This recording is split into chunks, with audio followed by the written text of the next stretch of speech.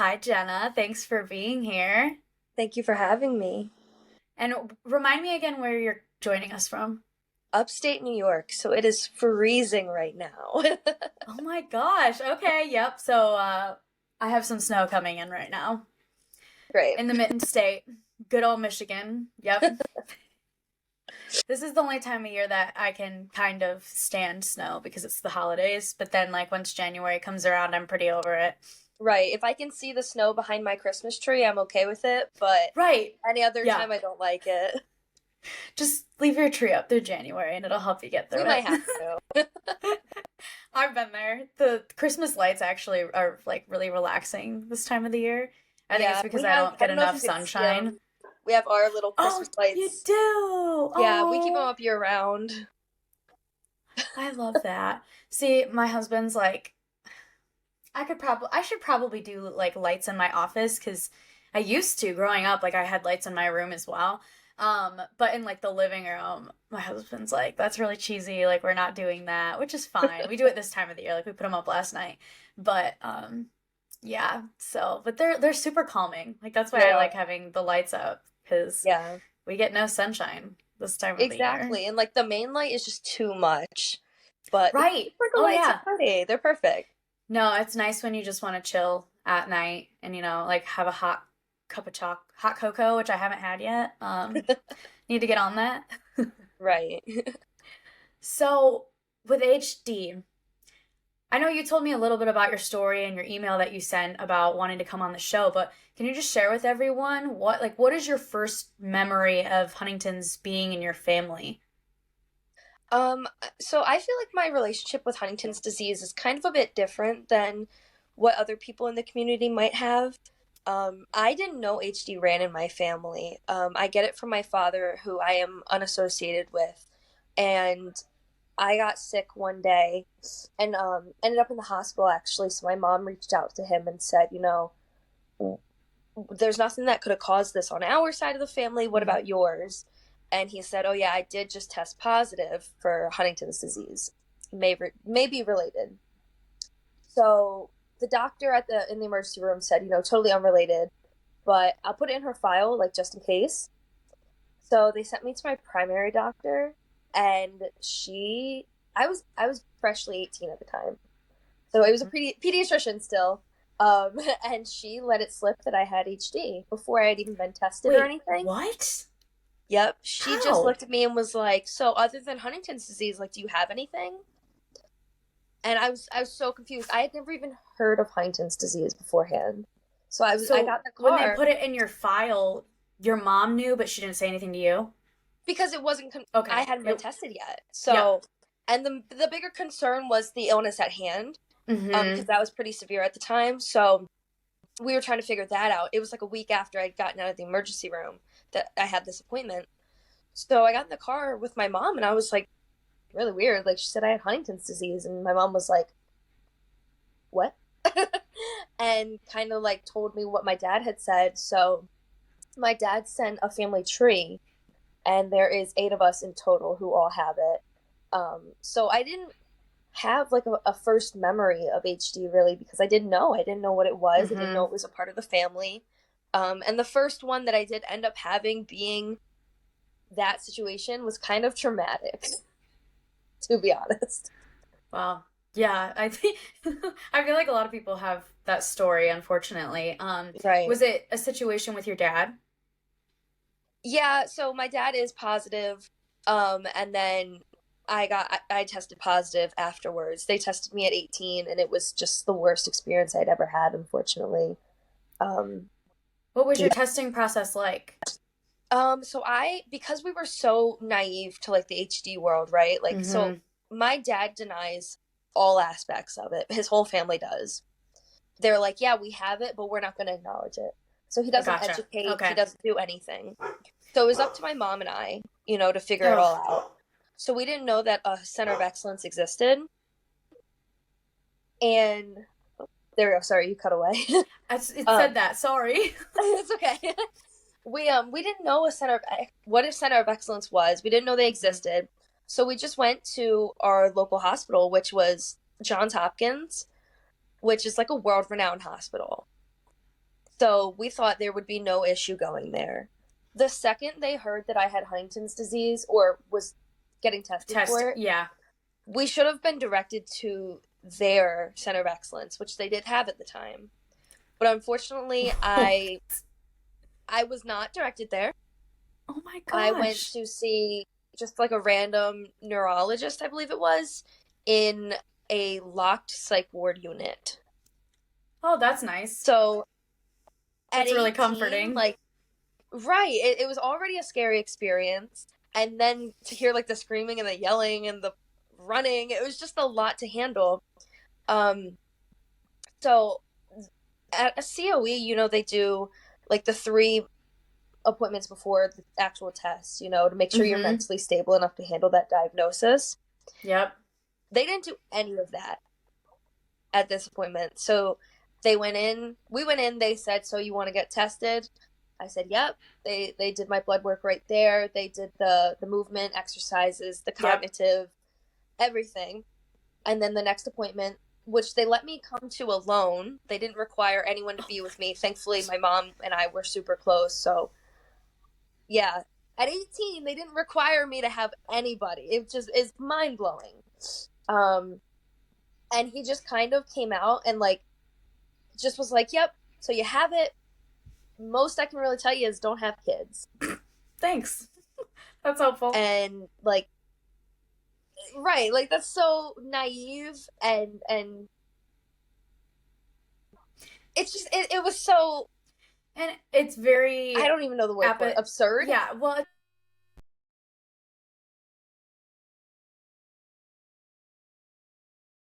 What just happened? Can you hear me? I cannot hear you.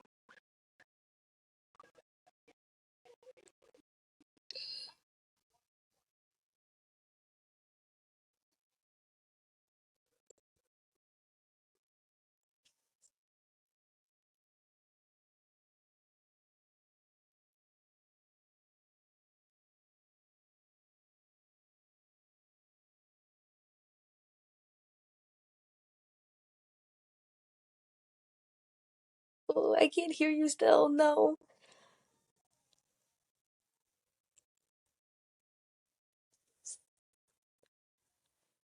Would it be possible to like log out and log back in? Do you think we should try that?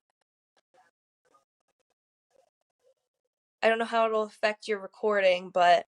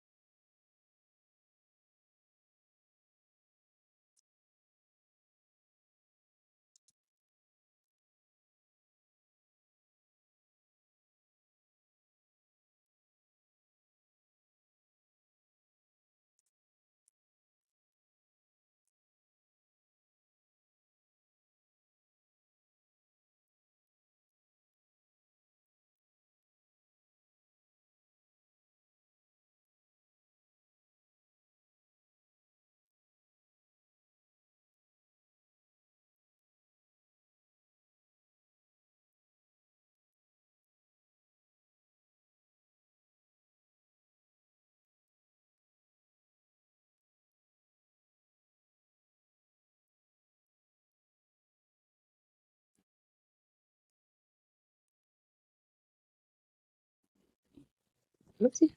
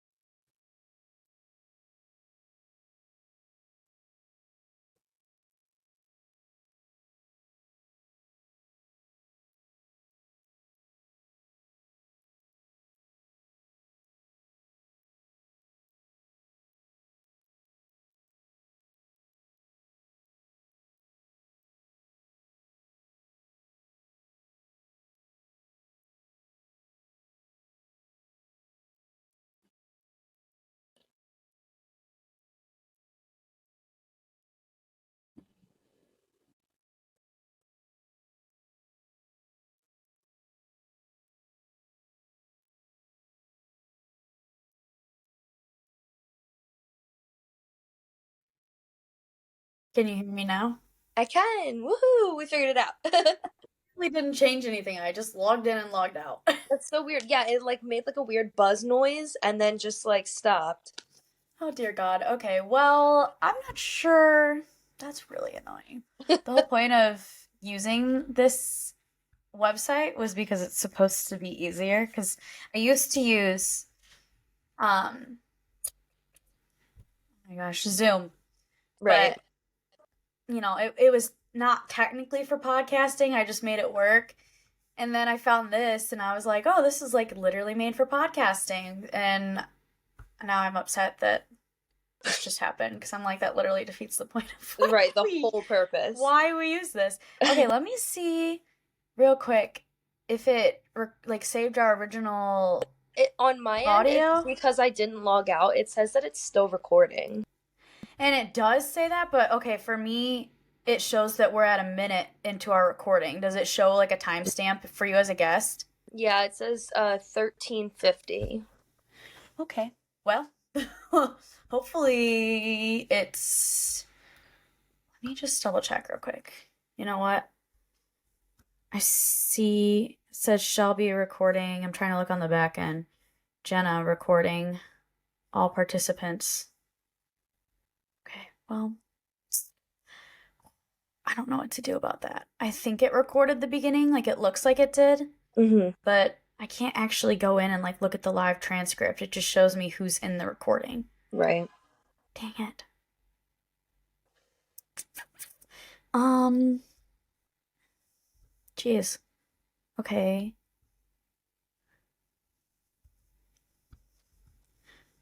Well, Do you want me to like kind of restart? I don't mind. I mean, okay. I was like, dang it. I feel like it's there, but my worst fear is that we're gonna get done and it's not gonna be there, and then I'm gonna be devastated. right. Okay. All right. Well, let's see. It says it's at. I'll make a marker right here on my end just so I can tell that I'm okay. All right. What does it say on your end, just so I can remember? Uh, For 15:15. okay, we'll do this. All right.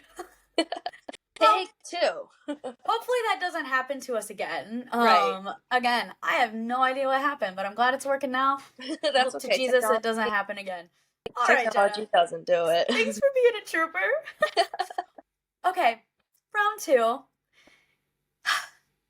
Give us a little bit of a background into your experience with your family and Huntington's disease and what your earliest memory experience with it was. Um, so I don't believe I really had like a common earliest memory. I got my Huntington's from my dad's side of the family, who we are not associated with. It was just kind of brought up to me by accident one day, um, that I was diagnosed. They told me that before I had even been tested, that I was positive, which made no sense to me. I had never heard about Huntington's disease beforehand, and I was freshly 18 at the time. I was having some health issues. My dad mentioned, that he had been positive, so maybe it was something related. My mom told the doctor at the emergency room. The doctor said, it's probably not this, but we'll put it in her file.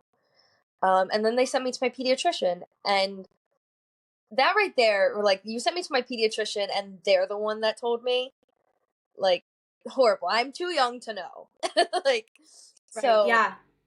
so my pediatrician was just like, so other than Huntington's disease, do you have anything?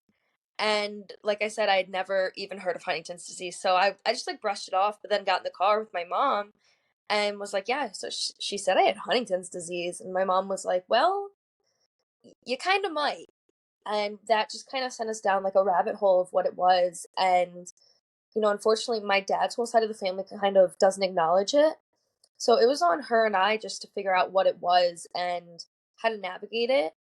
And unfortunately, all we knew at the time was Google, which is like, Google says you're dying no matter what. Oh, So yeah. If you have not the a best place strange to dot, you're go. dying. Right. Not the best place to go, but where else do you go when you're naive? Right. Oh, yeah. Well, even So after you get a little bit of education, if you're still fresh to it, like I did that Google search and I still had some like support and a little bit of understanding, and I still went to Google. Like Right, it's just force of habit. right. So you and I disconnected for everyone listening.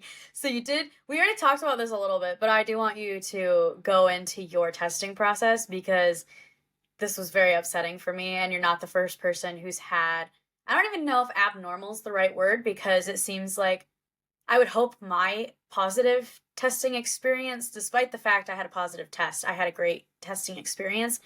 And I would hope that's the norm, but I feel like the more I talk to people, it's not. So can you share what that was like? Well, first off, I'd like to say, if I feel like if you know that HD is in your family and you direct yourself to a center of excellence, I feel like your experience is more common. Because once I found the COE, Absolutely. like, beautiful. My mind was so blown at the kindness and the understanding and just the amazing bedside manner that Mm-hmm. my COE has. And not only as like me as a number, as a CAG repeat, but as a person. So however, my testing process was not that lucky. Um, because we didn't know anything about HD, we didn't know that Center of Excellence existed. So we went to Johns Hopkins, which was supposed to be, it is a world renowned hospital. We thought this was the best place for us to go. Um, Unlike a COE, they did not require me to have 3 prior appointments before testing. I went in that day and I did all the testing, all the blood work, and I wasn't even required to bring anybody, which is the sad part. They were going to let a freshly 18-year-old kid do this by themselves. And the next appointment we went, and when you get a positive result like that, a lot of the day is a blur. It just Right. it goes right through one ear and out the other, but Oh, yeah. I do know word for word he said to me, "Yep, you're positive. Most I can tell you is don't have kids." Right. That's about where we ended at. And I was like, are you kidding me? Like, that's, that's Right. terrible. It's horrible considering you are a doctor at this phenomenal hospital. Mm-hmm. And I left that appointment with no resources, Right. no number to contact, no information about what the disease was, only a positive result. Yeah. I now that I know how it should have gone, I have reached back out to them and asked for any information that was put in my file, anything was given to me. All that I got back was the note that they sent my mom and I for when I was coming to get tested that said, fast, here's what to bring, stuff like that. So they have your test result on file? I don't know if I even got the positive result back. Oh, but did they tell you your CAG number? Yes. I am Yep. 42. Okay. Yeah. Yep. So it is pretty low. However, it's still a positive result. Hey, positive results, positive result. Right. And I've talked about this on probably every single episode, and I say it to like give myself some hope because I'm a little bit higher. I have a 49.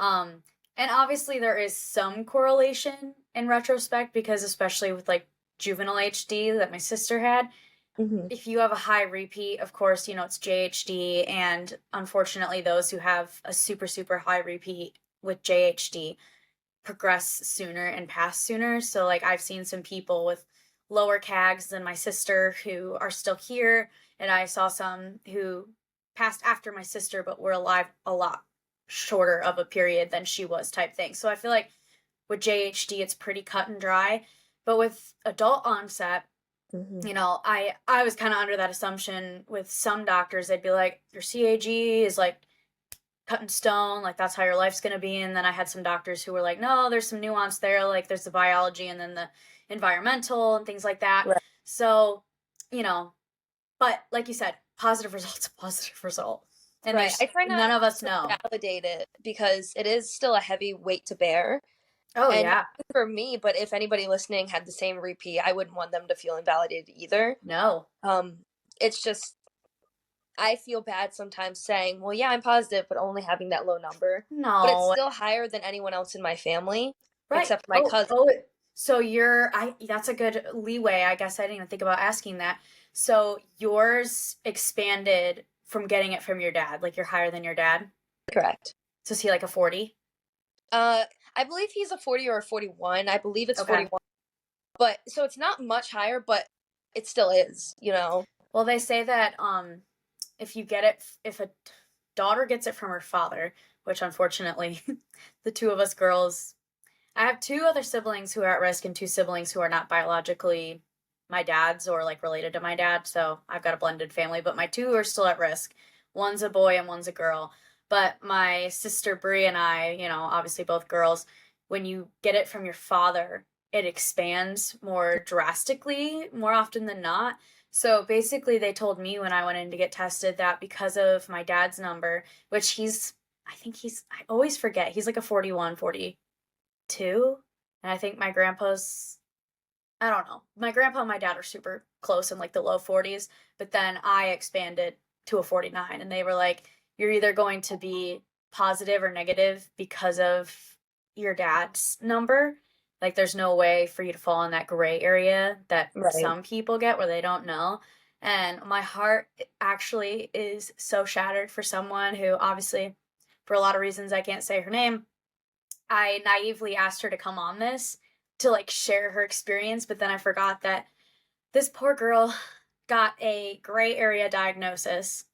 So there's like no, she's truly still, it's almost like she's still at risk, you know? She's in limbo. Yeah. Yeah. She's never. And I think it's her, she got it from her mom, well, I think it's her mom's side that's at risk, I guess I should say. But the mom doesn't want to get tested. Mm. So this friend, like virtual friend of mine, is kind of having to like live with this internal secret. Right. And I'm like, so not only are you not sure if you have it, but you can't share with your family. Like, I don't know what I would do with that. Right. Yeah. It's the whole not being able to share with your family part is very difficult and something I can speak on, you know, considering my family, my dad's side just doesn't acknowledge. Um, it's hard. It's a big weight to bear, especially because I felt for a long time that I'm being the only child, especially, be his caregiver. You know, and he said that he's never asked that of me, which I know, but being a good human, you're not going to let someone struggle, Right. especially being your parent, no matter the relationship. And if he's uneducated, he's not going to know what needs to be done for Yeah. him or how to advocate for himself. And or like how to set a precedent with like nursing homes that don't want to take us because we're too at risk or we're too big of a risk. Yeah, which is a whole other issue on itself because I feel like that's a common issue with people who are at that stage is they can't find a nursing home who's willing to take on Huntington's, which is unfortunate. And then if there are, I don't remember how many there are. I'm not very educated on this, but there are some HD specific ones, but Hmm. they're very far and few in between. And obviously it's not like there's one in every state. And Right. even if there was, by the grace of God, you'd still have people on the opposite side of wherever it was on the state who would be too far, for their family to get them to or to come visit. So yeah, that's I'm kind of newly in that situation or trying to figure that out with my dad because again, I don't remember his exact number and that's really not the whole point, but it always bothers me. I can't remember it. But he got diagnosed in 2016 and my sister got diagnosed that same year with JHD and then I tested in 2017. I was 19, so I wasn't too much older than you and then I waited and completed the process on my summer vacation right when I turned 20. So it was like 19 to 20 was when I tested. Um, Right. but he wasn't working. He's been on disability pretty much ever since, like once he finally got approved. Can't drive, refuses to leave our childhood home. And my parents are divorced. So him and my stepmom had his house that was, one of my two childhood homes, I guess. But that house specifically is like 2,200 square feet and it was 5 bedrooms. There were 5 kids with a blended sorry, 5 people.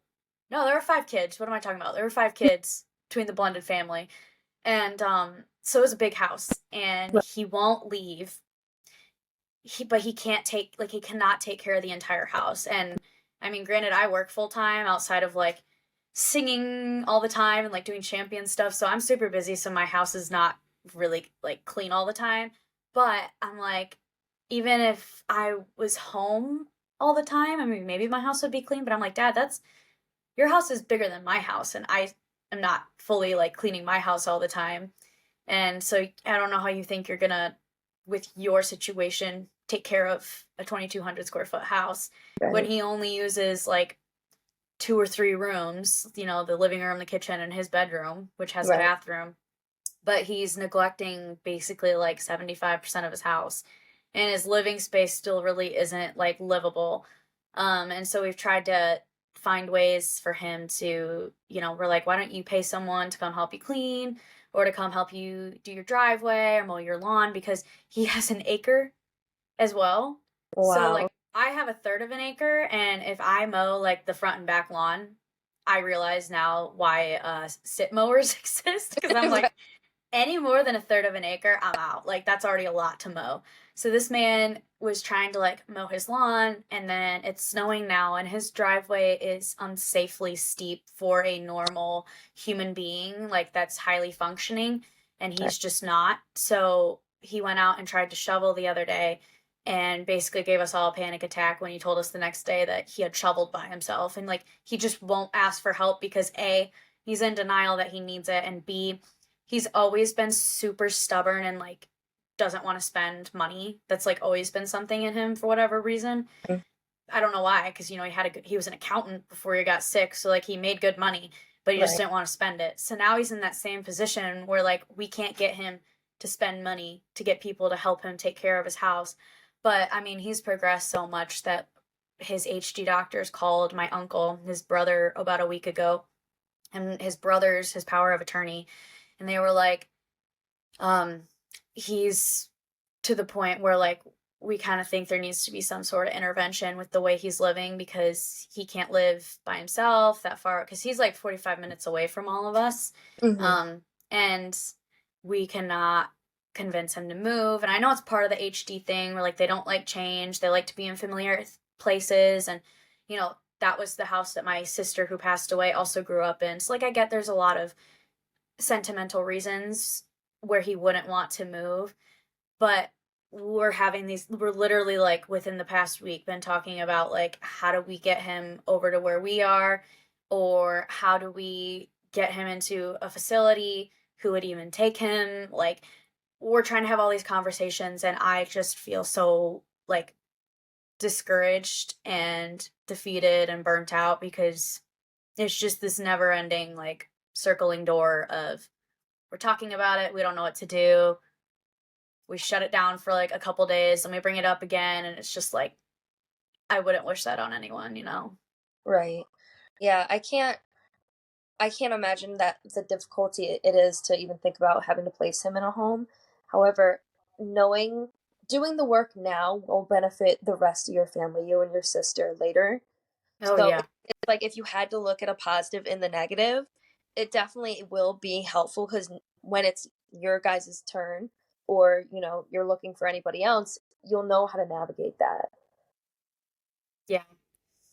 Yeah. I'm in full blown like you need to just be harsh with him, because he's very, I mean, I get it. Denial, he Hmm. knows he has it, but he's in complete denial of how bad it is. But, my family's like, well, maybe we should just try and be gentle and like do little steps. And I'm like, I'm normally a super empathetic, like caring, careful, kind person. But it's to the point where I'm like, no, like we just need to basically, I'm to the point where I just want to go kick him out of his house. I know that sounds really mean, but I'm like, if he keeps living by himself, he's gonna deteriorate probably twice as fast as he would if he was living like over by all of his family who could take him on walks or take him Right. to the grocery store. Like, I mean, Well, he's and it's to, true, if you sit alone at home with no socialization, with no movement, yeah, your brain just kind of turns to mush, which is it's sad to say, but so the home will be really beneficial in not only on taking the burden off of your family, but on him, knowing it'll slow down the progression because he's socializing, he's exercising his brain. Yeah. Yeah, and I think it's just gonna be a matter of someone like putting their foot down and being like, okay, here's what's gonna go on, and you're gonna just we're gonna take you out fighting. Right. I'm like, we've tried to be nice for a couple years now, and that's not really doing us any good. But Right. so does your dad work? Has he progressed in his symptoms? He does work. He From what we've had little conversations here and there, we don't I try, as his daughter, I tried to, I thought maybe this would help bond us a little bit more and bring us Right. into a closer Yeah. relationship. And he says, I'll talk to you about anything, but not HD. Well, we've had 22 years to talk about anything but HD. Like, Right. and we Yeah. have. And now we have one thing in common. Let's discuss it. From what he's told me, he is not symptomatic.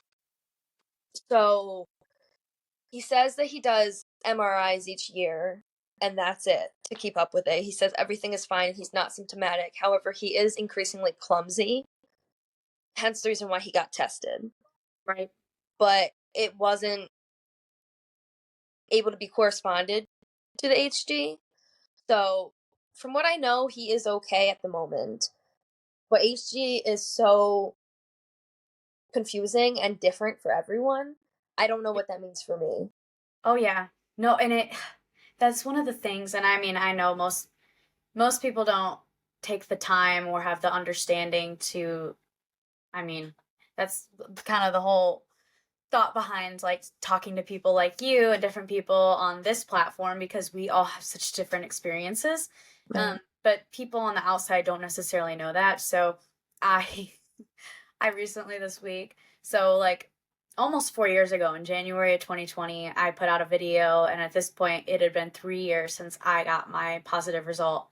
And I had said I was going to put out a video from the moment I got diagnosed. And like you had said, I can't remember if it was the first or second time we reconnected, but it was kind of a blur after that Mhm. initial diagnosis. Like, I remember going in, I remember getting the results, and then after they said I was positive and they said my CAG number, um, my genetic counselor was just like talking to my mom and me, and my mom's crying, and literally it was like something out of a movie where like everything's quiet and a little bit blurrish, and I don't remember anything like the rest of that day.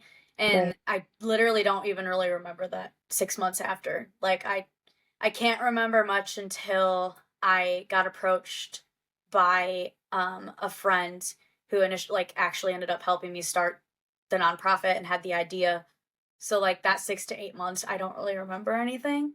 But Right. I put out this video because I had been saying I was going to do it, and I was too emotional. I couldn't like get through it and be articulate.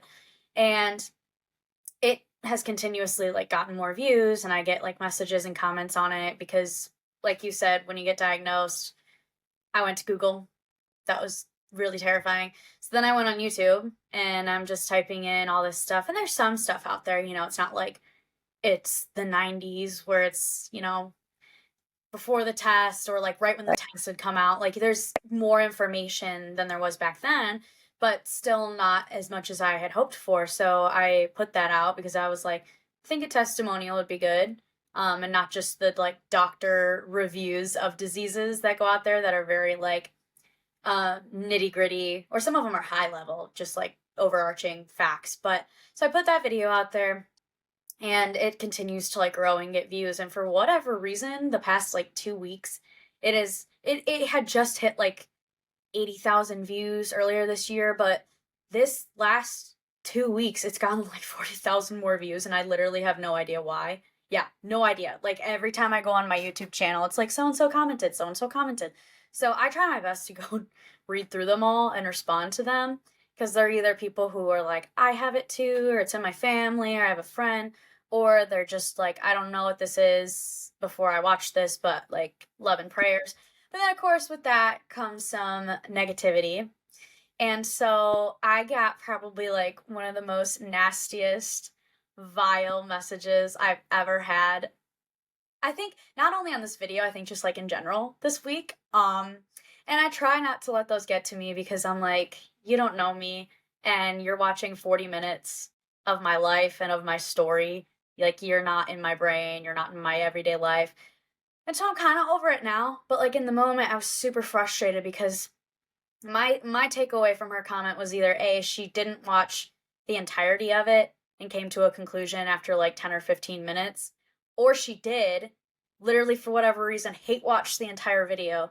And after I talked about like my sister being on hospice and then passing away, and then like my dad and me and like the nonprofit and like the depression and being suicidal, like the early stages of getting diagnosed, I'm like, you took away nothing positive from that, because she was basically like, oh, you're such a narcissist and you're on your high horse and like people like you like shouldn't ever have kids and like how dare your father to like he sounds basically she was calling him like all these names and saying like, he shouldn't be allowed anyone or around any kids. And I was like, okay, well, like at the time, I think I even said I haven't watched that video since I put it out there, but I'm pretty sure I talked about the fact that like prior to my mom knowing about HD, and honestly, I don't think it would have mattered if she even knew.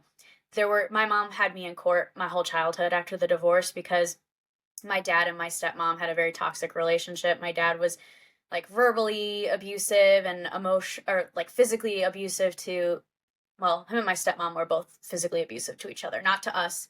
Emotionally, yes. Yelling, yes. Physically, only to each other. But like the cops were at my house all the time for that type of stuff. So my mom tried and tried for years. Like the court just would be like, well, that's their dad. That's their dad. So like the courts did fail us in that aspect. And I've said time and time again, like, had my dad not been diagnosed with Huntington's, I wouldn't have a relationship with him because it got that bad at one point. So Mm-hmm. like this woman does have a point in that fact. Like, yeah, I mean, you can ask my mom. The courts failed us. Like they wouldn't let her have full custody until I went to college, and then they granted my mom full custody of my little sister for like her last 2 or 3 years before she was 18. So a little bit late, but whatever. But she was just like, yeah, your dad shouldn't be around any kids, and like if your dad put you through that much stuff, then like you shouldn't have a family and you shouldn't have kids because you're just going to repeat the cycle. And like basically just assuming that because my dad had all these character traits with Huntington's, that means it's applicable to every single person with Huntington's.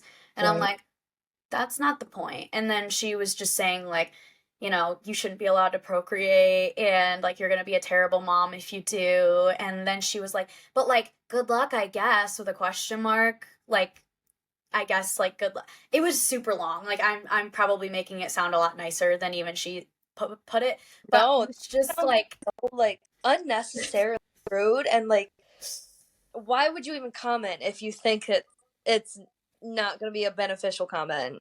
that's what I don't get. And thankfully I try my best to like take the high road. And I typically don't like I don't dance with those comments. I'll let them sit there cuz like, freedom of speech. And if you want to comment something so heinous, it's going to say more about your character if I leave it there for people to see. Right. Then if I take it off, like I think that's karma enough that you put out your character to like air dry in front of the public. Right. But thankfully, one of my HD friends, like, I put it on my Snap. That's the only place that I will like respond is on my private Snapchat because I'll like let out my grievances in a private space so that I don't look like crazy person. And so one of my friends saw it, who his family has HD too, and he was like, I'm gonna go respond to her. And he did, and I was like, okay, well, thanks. That's like, thanks for having my back.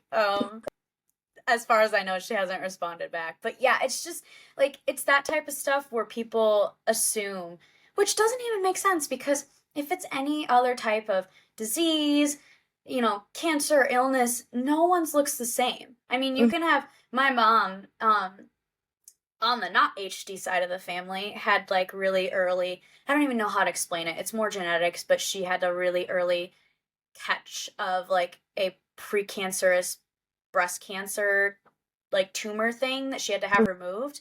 So it technically wasn't full-blown cancer, but it would have been had they not removed it. So like her situation is different from I have other friends whose moms have had breast cancer. Like I don't get how we're like, "Oh, it's all the same." Like you're going to react the same. I don't know. That was such an ignorant comment. Right. I know, I get so blown away. Like, it's not set in stone, it's not so cut and dry. Life is not black and white. There's so much gray area in life, and life is different for everyone. I don't get why people don't understand that, but unfortunately, they don't. Nope.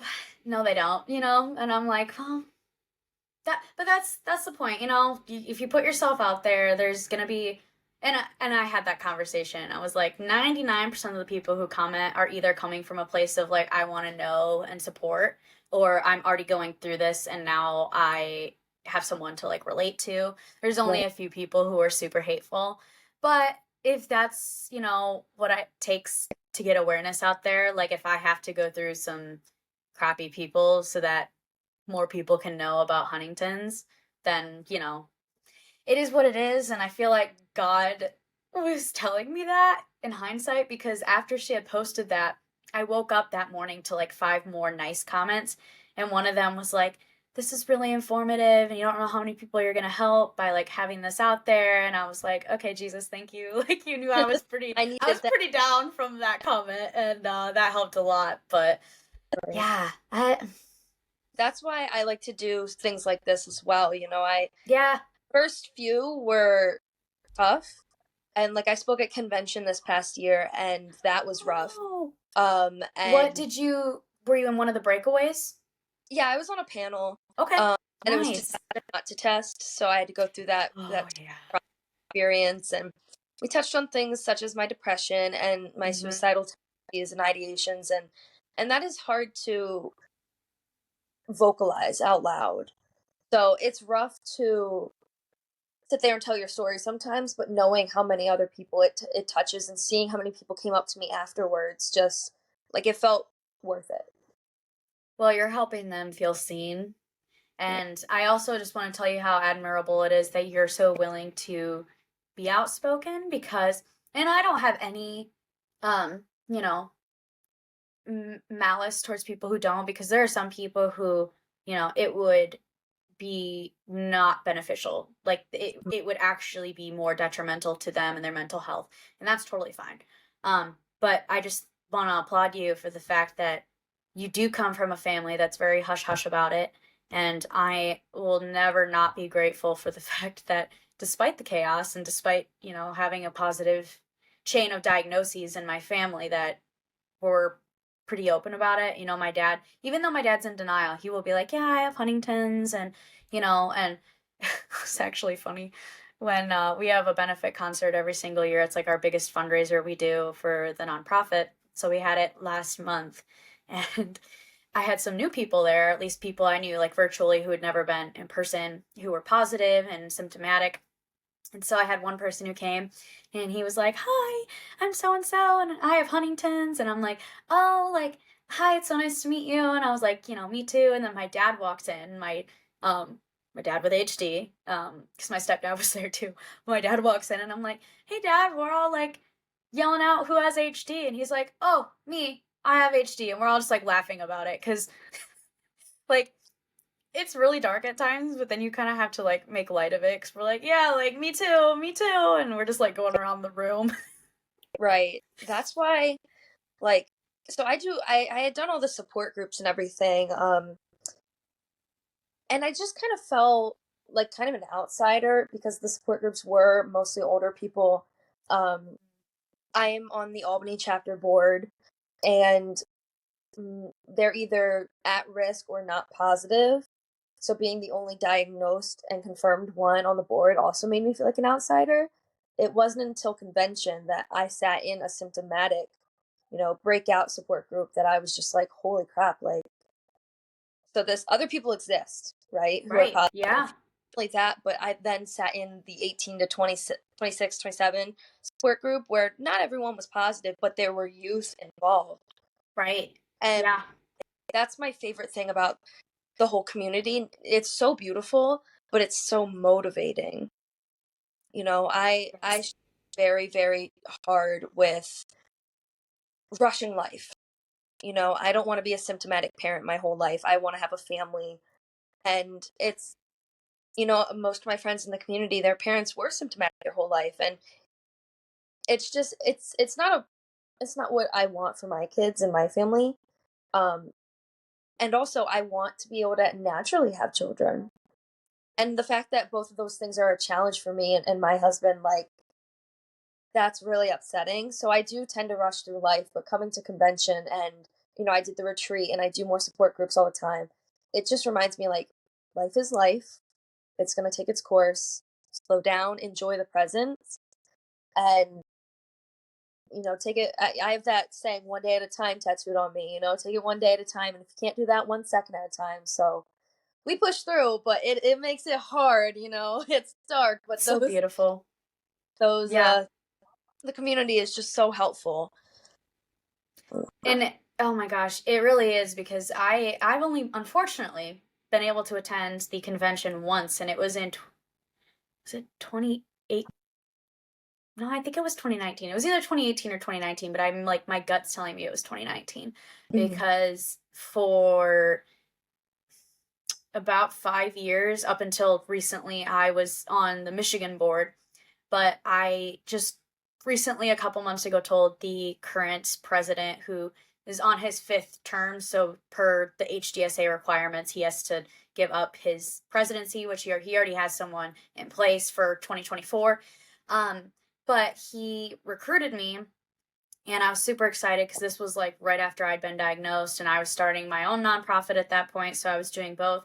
But I'm literally too busy for my own good. And even when it's things that I love, I'm like, if I am stretching myself too thin, it becomes a chore and stuff that I can't give my all to. So unfortunately, I did put in like my notice for the Michigan board just because I was their NYA ambassador and I really didn't think I was doing a very good job. Like if I was in person and we had an event, I'd like have the group pulled aside, I'd have open conversations, but as far as like actively recruiting and trying to do stuff on social media, I just like I didn't have the bandwidth to do it, and I wanted them to be able to find someone who could be a better person than I was able to currently be.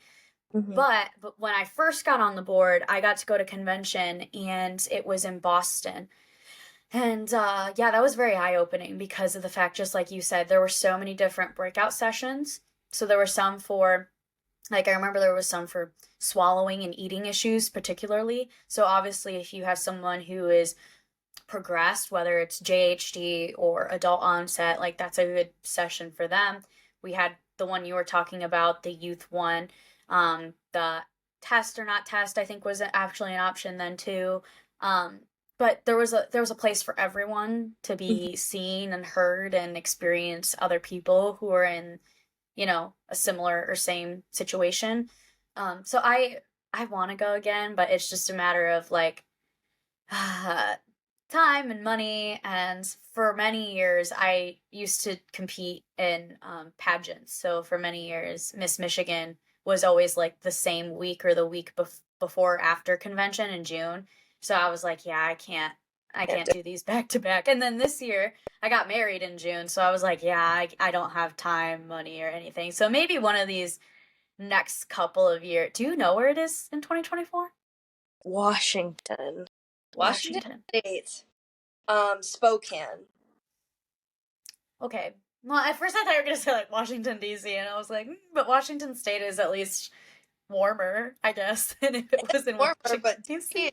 So I'm from Baltimore originally. Oh, so that would be an easy So commute DC for is my you. home. So yeah, that would be nice. But Spokane, Washington, it's a new place. And I honestly, mean, I don't yeah, care. I it's just good. the convention this year was my first convention, and it was my second in-person event for anything. It was a huge event to be Oh my your second gosh. first And how second old are you? 22. You're 22. So it's Yeah, been 4 years, and that was your yeah. second? Well, because the first 2 years ish of my diagnosed life, I did what my dad did. I suppressed it. I didn't acknowledge it. I Yeah. was in like, well, I can't change it, so why talk about it? It wasn't until I found the COE in Albany, and my doctor, who I will sing her name until the end of time, Dr. Hanspel is God sent. She directed me to the local support group, which had an event. So I've done smaller events, I should say, but I haven't done like big community events. They had like a gala fundraiser. So I went to that, and that led me to being a board member, and I did their walk. Um, but it wasn't until April of this year that I went to Boston for their NYA retreat and then convention in June, because I went as like the Albany representative and also a speaker. So I was very, very grateful to have it paid for and everything. And hopefully, fingers crossed, I'm going to camp next year, HDO camp. Um, it's in actually the town I was born in. So it would be really nice to go back and like have my home and my people, very weird, but it would be beautiful. Very full circle. Yes, yeah. And there's not much going on down in that area, HD wise.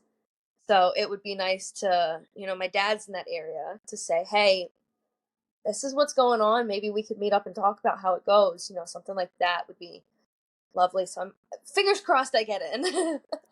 Be exciting. Do you Yeah. have to apply to get into it? The Yeah, HGO? HGO, I don't know how much you know about it. I yeah, I mean, I've never been to any of their events just because it's never worked out for Right. all these different reasons. But I'm familiar with them. Okay, yeah. So it being an international program, it's just like it's huge. So like our Zoom calls are like 25 of us on like a random day. Like how can 25 of us line up this easily? Like Right. and we're from all over the world. So like the last one was in Europe somewhere. I kind of want to say like I Belgium do or remember that because someone was trying to get me from like a local support group to go because their son was going. And I was like, well, I don't even have a passport, which I really need to get one. But I was like, I right. can't go anywhere outside of the States. Right. No, I became an ambassador for them like 3 weeks before Congress, and they were like, "Oh, well, this is going on. You want to go?" And I was like, "I don't have money." But no, It would be full circle. So you do have to apply to get in, and you have to fill out kind of like um just like a short questionnaire. It's super simple. Just like how old are you? Do you have this, this, and this? What does HD mean to you? And how would this trip benefit you? So is it scholarship based? Like, would it be paid for? Yes.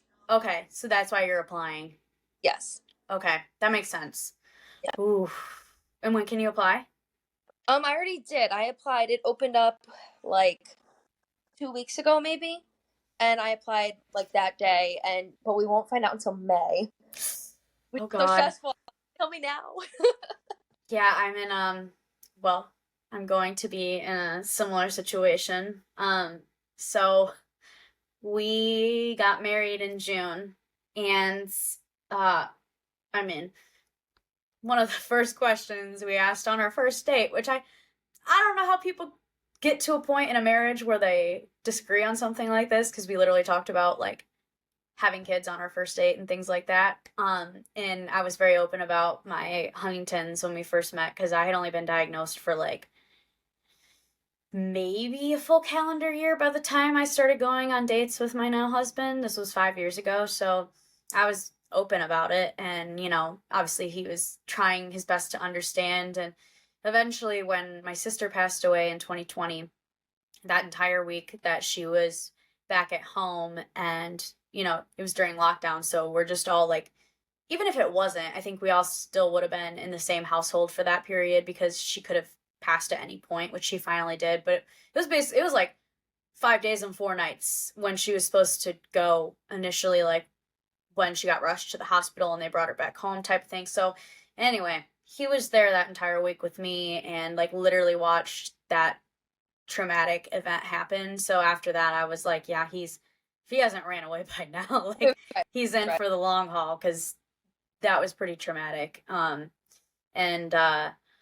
so kids, and as soon as we got married, I was like, okay, well, this might be a little TMI, but I really don't think it is because women menstruate. That's how we have children. But I was on birth control for like 10 years because I had absolutely awful experiences as a teenager, like I went to the hospital one time when I was 14 because my mom thought I had appendicitis and that like my appendix was gonna burst, and that's what the doctors all thought at the hospital. So they're running all these labs. We were up super late, and then they came up to me and they were like, when was your last menstrual cycle? And of course, I'm a teenager, and like it was never something that I knew for sure because it wasn't always regular. And they were like, Mhm. yeah, these are period cramps. And I was like, oh my gosh. And I also always had terrible acne. So between the two, like they looked at my mom in the hospital and they were like, we don't know what your feelings are, but we would recommend getting her on birth control. And she was like, yeah, because she used to like pass out because her cramps were so bad. So it runs in the family. So I was on it for 10 years. Oh, And I got off once before we were married because back in like 2021 there was this whole like movement of women getting off the pill, and like obviously there's people who still use it for different things, and I don't, I was obviously on it. I don't think if people want to stay on it there's nothing wrong with that, but after learning about like all the side effects and how you're not, your body's not actually like processing an actual cycle. It's literally just like pretending to. So I was like, if we want to have kids in the next few years, I should probably like let myself naturally get back on track. Well, I didn't have a period for 6 months, and I was like, that's really weird. So I went to an OBGYN and did lots of different tests, like lots of different tests, and found out that I have polycystic ovarian syndrome.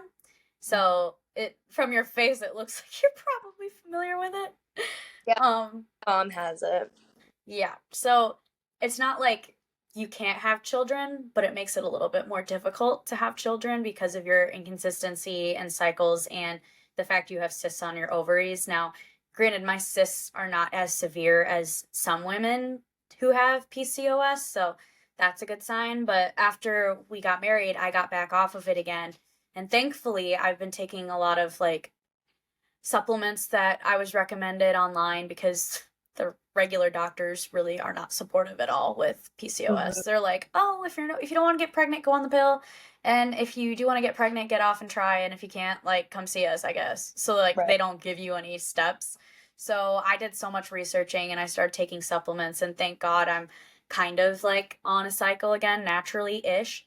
But all that being said, we are going to apply for the in vitro through the Help Cure HD nonprofit. And I Yeah. have some friends who have been approved or have done it. Like, actually, there was a woman who was on this show. Her name's Megan. I think it was like 2 years ago now, or maybe it was 2020. It was a while ago, but she was going through it and had a couple cycles that weren't successful, and then finally had her baby through IVF with Help Cure HD. And so I'm more friends on social media, so I like get to see him growing up, and like I think he's like literally like 2 now. It's been a while, but so we that was part of the reason I wanted to like get off the pill was for that. And so totally a little bit different, but like I'm so anxious because I know that they only do that twice a year and we want kids so badly. So, No, I actually completely 1,000% understand. We've been trying for about 6 or 7 months now, and young adults are age like if you've tried for 6 months at this age, there might be an issue. So we were gonna give it a few more months, kind of closer to a year, and then go see a doctor. But we have discussed the Help for HD, um, in vitro, and it's not what we want to do, but if it ensures a safe baby, then of course that's what we'll do. And yeah.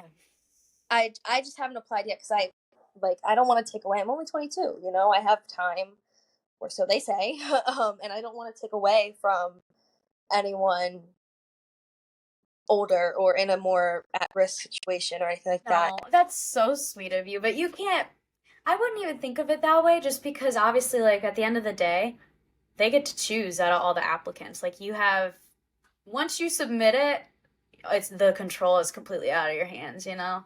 And there have been some people that I know who got approved, but they had to go through like a couple rounds before their application finally got approved. But yeah, it's gonna be hard no matter what, because it's like there's still gonna be money involved, even though they're helping pay for the bulk of it. Like you're still gonna have to pay for stuff. It's still gonna be a lot of like emotional and physical stress. And yeah, that's been a never ending conversation since basically we got into a relationship, just because it's supposed to be like this beautiful, wonderful thing. And, my husband's 4 years older than me. So when we started dating, a lot of his friends were already like married and having kids or like getting close to that point. So now that we're in that spot, he's got some friends that already have a kid, and then now they're pregnant again. And again, we're like so happy for them, like it's awesome. But just between like the PCOS issues and then the Huntingtons, I'm like, why can't it be so easy for me? It's like I've always wanted kids since I was a kid. I just always knew when I, grew up I was going to be a mom, but it's like, I don't know. I'm happy for everyone who can have a kid, and like everyone that I'm indirectly talking about are awesome parents or will be awesome parents. Like, they're the kinds of people who should be having kids. It's just upsetting because I'm like, I literally talk to my therapist about this every single week. I'm like, I want to have kids and it's really not fair. Like, I have and had the exact same conversation. I actually, be completely transparent, the whole rushing through life and everything has been very prominent with me lately. Um, I have severe mental health issues, and I went through a phase of, well, why try to get the help when in a few years the HD is going to take my brain back from me? So I did just get out of the hospital for mental health issues, and in the hospital, I wrote a letter to my dad, and one of the paragraphs or topics being, how dare you take away my natural ability to have children? Like, so it's so unfair. Like, I get exactly what you're talking about. Like, it's and to get it from him of all people, like it's hard to deal with. But I just keep telling myself, I keep saying it until it's true or until I believe it at least. Um, when the time comes, it will be the right time. I don't like to say everything happens for a reason, because there are things in life that have happened that I'm just like, there's no purpose behind it. But in due time, right? Things fall into place when they're supposed to fall into place. I will say it until I believe it. so how long have you been home from the hospital? What's today's date? Almost a month. Okay. Oh, are you doing better? Um, yeah. There was kind of like a switch in me. So this was actually my second stay in the hospital. The first time I was there for a month. 2 years ago to the day, actually. So something around Thanksgiving must be a rough time for me. Do you have But any built up trauma? Because the holidays are traumatic for me. right. So the first time I was there for about a month, and it was a beautiful experience. I made so many friends, and I had a really great time, and I'm one of the lucky ones to have a good experience in a psych ward.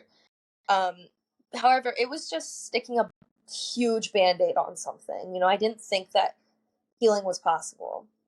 It wasn't until my second day in again this time around that I was like I was the last one up. I was doing some journaling, and I was just crying.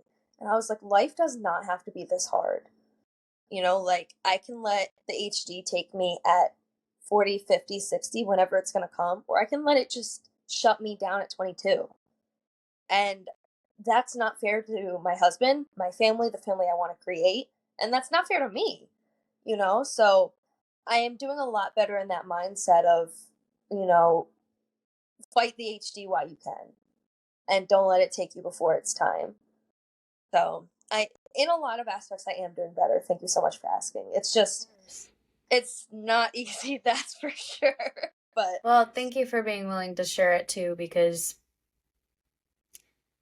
it's maybe not the outcome or like the particular case scenario is the same for everybody, but to an extent, well, there's probably a huge chunk of people who just naturally, unfortunately, struggle with mental health. But then with Huntington's, whether you're positive or a caregiver or at risk, like it exacerbates because of all of the things that are involved with the disease. And, you know, do you think if you weren't put in that unfortunate situation when you found out about Huntington's initially, that you would have tested? Like, let's say that your dad got tested a long time ago and you knew you were at risk for all these years.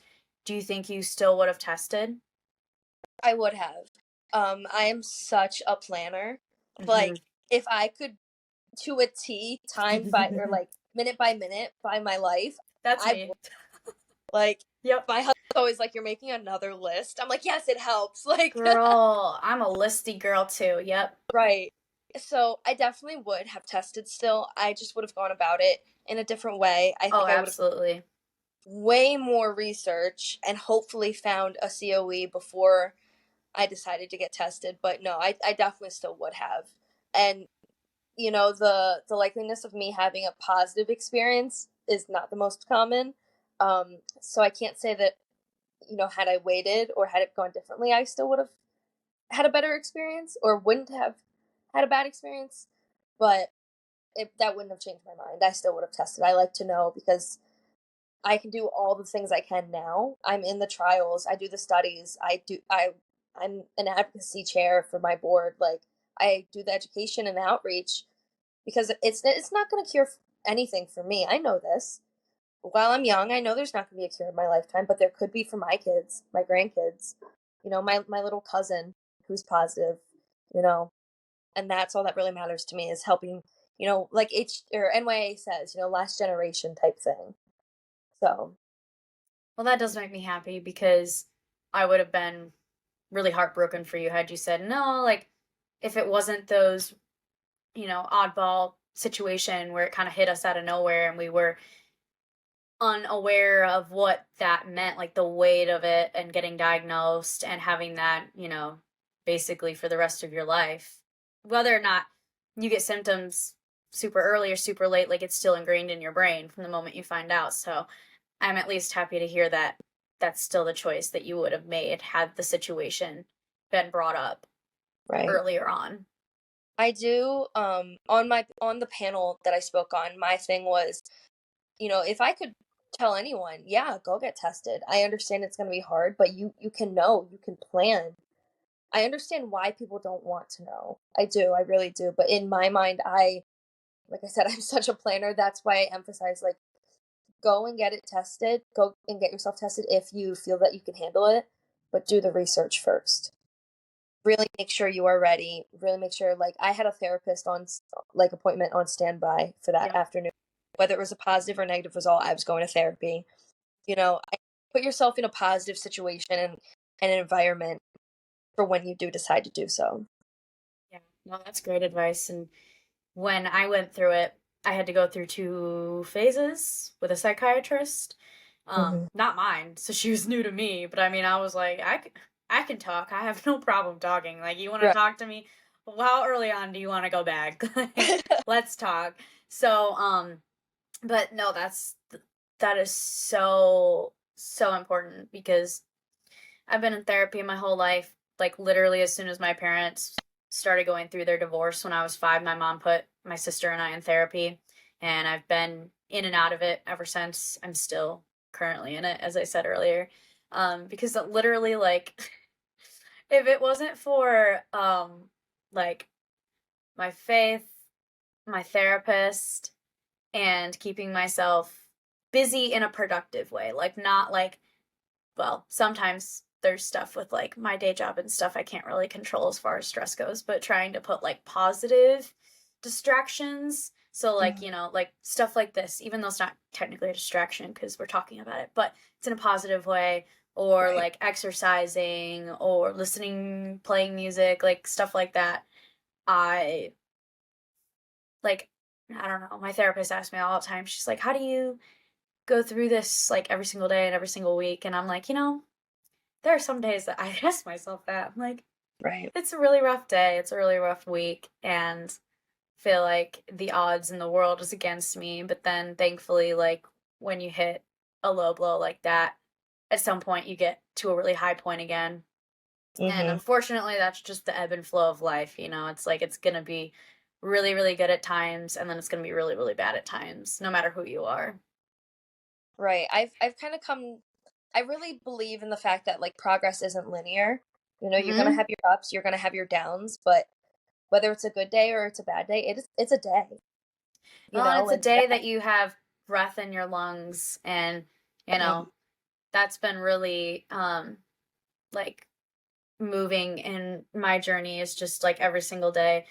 I'm I mean, that's a whole nother conversation. I've always had some type of like experience with faith, but it really grew astronomically like after the Huntingtons and losing my sister. So like every single day I get up and I listen to like a 15-minute prayer devotional, and then I just like thank God for everything that I currently have and like ask to continue on being blessed. So like the first thing I do every morning is I'm like, thank you for waking me up. Like thank you for the breath in my lungs, because I know that it might not be a good day. I might get really upset with something with Huntington's or something with work, because there are a lot of days that I'm stressed. And but I'm like, you know what? I have breath in my lungs. Like I have another day, and that at least gives me a good mindset to start my day, because I could let all of those little things get to me, and but at the end of the day, you only have so many days. exactly. Mm. Jenna, I want to say, like, before we go, I always ask, what kind of advice do you have? But you've said so many brilliant things throughout this whole thing, especially after we talked about your mental health. Um, is there anything else that you would just tell someone who's listening who feels alone or needs advice? I'll say what I say every single time because I really do, and I touched on it earlier. Find the community. You know, it is such a beautiful shoulder to lean on, and when you feel alone, there's no way you won't find someone your age, close to your story, you know, something enough to bring you together. You know, if you're in the youth, go to NYA, go to NYA retreat, go to NYA day at convention. So much fun and rawness. Kids are so open. And like Oh, we're yeah. not kids either. You know, we say ages like 8 to 20 something or something like that, right? But it's all ages really. We let parents come in, we let older people come in. You're bound to find your people. And the people that go through this trauma bond, you know, they call it. Yep. It's bonding, but it's not always traumatic. You know, it might Hmm. be over, but it is beautiful. Hmm. Find your community, find your people, because they're going to be the ones to help you through it. Amen to that. That's so good. Jenna, thank you so much for coming on and being so open with everyone. Thank you for having me.